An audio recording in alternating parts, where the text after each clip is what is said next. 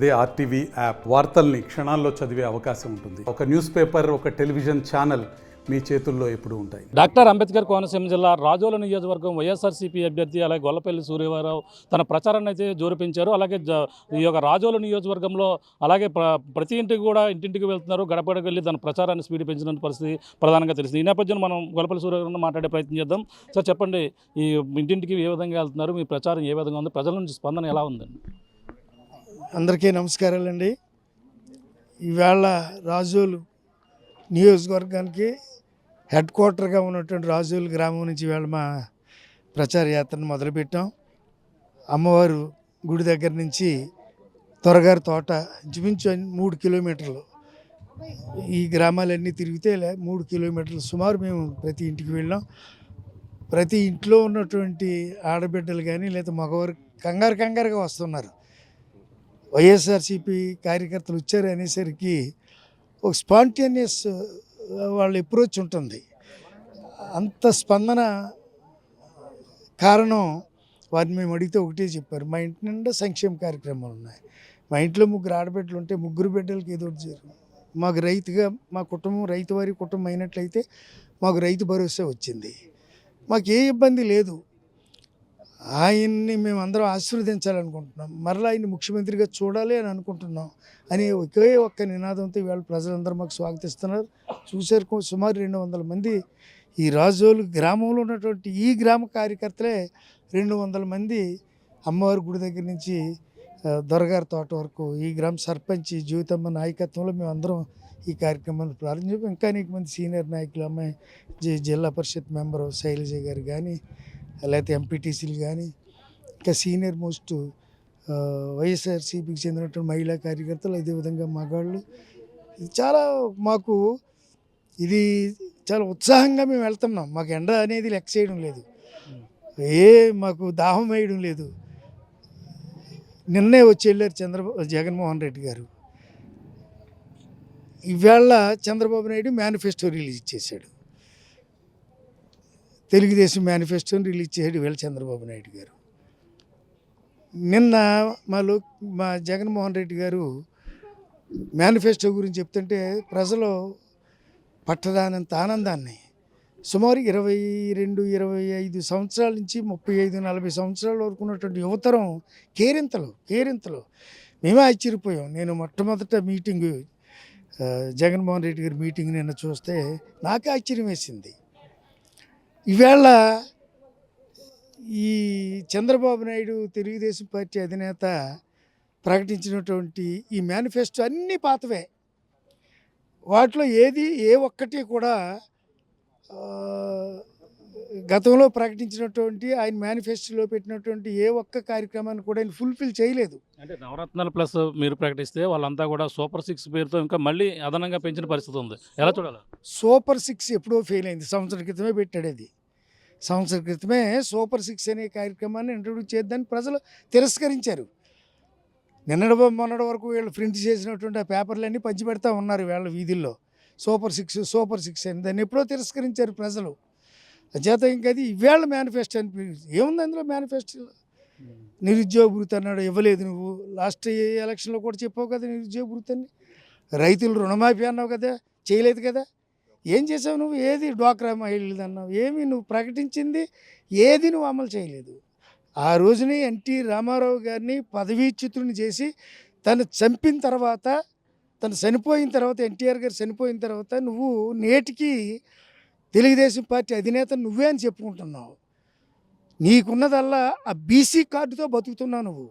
Chandrababu Naidu BC కార్డుతో బతుకుతున్నావు నువ్వు. ఆ బీసీ అనే మాట తీసేస్తే నువ్వు సున్నానిది. బీసీ కార్డుని, బీసీలని మాయ చేస్తూ, మోసం చేస్తూ, వాళ్ళకి మేనిఫెస్టోలో అనేక నువ్వు అమలు చేయలేనటువంటి విషయాలన్నీ అందులో క్రోడీకరించి పెట్టి చివరికి మరలా వాటినే రిపీట్ చేస్తూ ఉంటావు ప్రతిరోజు. నువ్వు కొత్తగా చెప్పేది ఏమి లేదు. నేను ఇది చేశానని చెప్పేది లేదు. హైదరాబాద్ని డెవలప్ చేశాను, రింగ్ రోడ్ని కట్టాను, ఎయిర్పోర్ట్ నేనే కట్టాను. ఎయిర్పోర్ట్ నువ్వేం కడతావయ్యా? కట్టిది కేంద్ర ప్రభుత్వం కడతాయి. నువ్వేదేనంటే ల్యాండ్ ఎక్విజిషన్లో ల్యాండ్ ఇస్తావు నువ్వు. చేత అన్నీ నేను చూశాను. ఈవేళ ఇప్పుడే చూశాను నేను. దాని మీద బహుశా పవన్ కళ్యాణ్ సంతకం కూడా ఉండదు. బీజేపీది లేదు సంతకం. పవన్ కళ్యాణ్ కూడా సంతకం పెట్టి ఉండడు. పవన్ కళ్యాణ్ ఇప్పటికే నువ్వు లోపరుచుకున్నావు. తన యొక్క అమాయకత్వాన్ని లేదా తనకు ఉన్నటువంటి అనేక ఇబ్బందుల్ని నువ్వు ఎన్ని క్యాచ్ చేసుకుని బహుశా నీకు నువ్వుగా ప్రకటించినటువంటి మేనిఫెస్టో అని నేను అనుకుంటున్నాను. చంద్రబాబు నాయుడు ప్రజలు నమ్మే స్థితిలో లేరు వేళ ఆంధ్రప్రదేశ్లో. మరలా జగన్మోహన్ రెడ్డి గారే ముఖ్యమంత్రి అవుతాడు. ఆయనకి ప్రజలు ఆశీస్సులు ఉన్నాయి.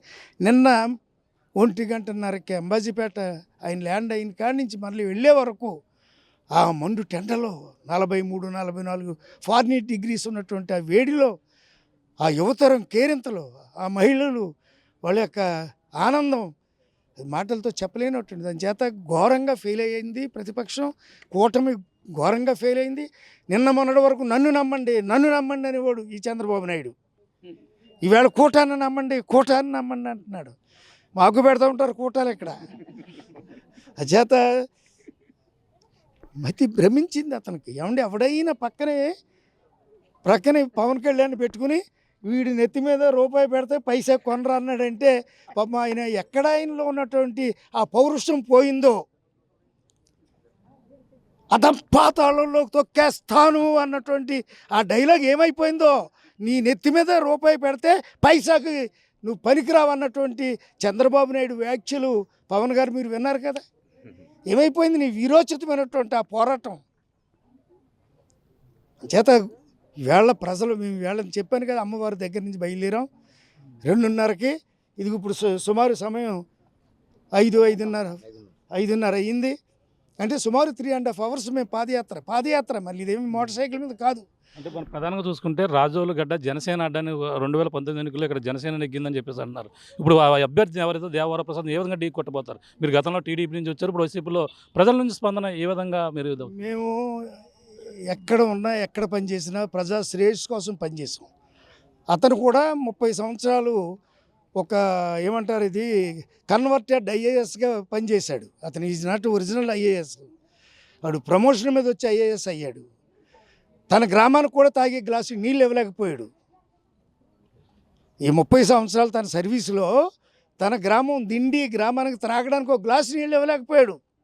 అంచేత అతను మాకు పోటీ కాదు. ఇది వాళ్ళు అడ్డ అనుకుంటారో లేదా వాళ్ళకి నిలువ అనుకుంటారో నాకు తెలియదు, కానీ ఇది ప్రజలు బహుజనులది రాజోలు నియోజకవర్గం. బహుజనులది ఈ రాజోలు నియోజకవర్గం.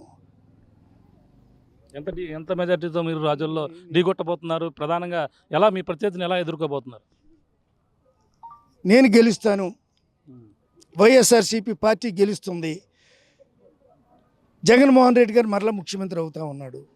మా పార్లమెంట్ అభ్యర్థి మా రాజోల నుంచే వస్తూ ఉన్నారు, రాపాక వరప్రసాద్ గారు. వారు కూడా గెలుస్తున్నారు. ఇక మాకు ఎంత మెజార్టీ అనేది కాదు, మాకు గెలిపే ముఖ్యం. ఆ గెలుపు వైపే మా వ్యూహాలు, మా ఆలోచనలు. అంచేత మేము గెలుస్తాం, తప్పకుండా గెలిచి తీరుతాం. ఇక్కడ బహుజనుల జెండా అయినటువంటి మా ఫ్యాన్ గుర్తు జెండా ఎగురుతుంది అన్నటువంటి మాట ఈ సందర్భంగా మనం చేస్తూ ఉన్నాం. Thank sir. చూస్తున్నా ఇది పరిస్థితి. రాజోల్లో ప్రధానంగా ఏదైతే జనసేన చెప్తున్నారో అటువంటి అన్నీ కూడా తుడిచిపెట్టుకుపోతున్నాయి. వైసీపీ ఫ్యాన్ ముందంతా మొత్తం అంతా కూడా తుడిచిపెట్టిపోతుంది. రాబోయేది రాజోలు నియోజకవర్గంలో వైఎస్ఆర్సీపీ జెండా ఎగరబోతుంది. అలాగే ఇక్కడ బహుజనుల జెండా ఏదైతే ఉందో బహుళం ఇక్కడ అందరూ కూడా వైఎస్ఆర్సీపీకే పట్టం కట్టబోతున్నారు. నేను ఏదైనా ప్రజల మనిషిని కాబట్టి ప్రజల వైపే అందరూ కూడా కష్టాలు తెలిసిన వాడిని కాబట్టి రాజోలు నియోజకవర్గంలో ప్రజలందరూ ఆశీస్సులు కూడా నా వైపు ఉన్నామని మాజీ మంత్రి గొల్లపల్లి సూర్యారావు గారు చెప్తున్న పరిస్థితి ప్రధానంగా ఉందని చెప్పాలి. ఇది కూడా ఉన్న తాజా పరిస్థితి. ఇక మేము రామతో ప్రకాష్, ఆర్టీవీ, రాజోలు నుంచి. నమస్తే అండి. ఇది వ్యాపారం గురించి కాదు, ఓటు గురించి. ఎన్నికల్లో ఓటు వేయడం మన హక్కు మాత్రమే కాదు, కర్తవ్యం. ఎంతో మంది మహా నేతలు శ్రమించి ప్రాణత్యాగం చేసి ఈ అవకాశాన్ని మనకిప్పించారు. అందరూ ఓటు వేద్దాం. ఎందుకంటే ఓటు హక్కు ఊరికే రాదు. నా ఓటు ఎవరికో తెలుసా? అది సీక్రెట్ అండి.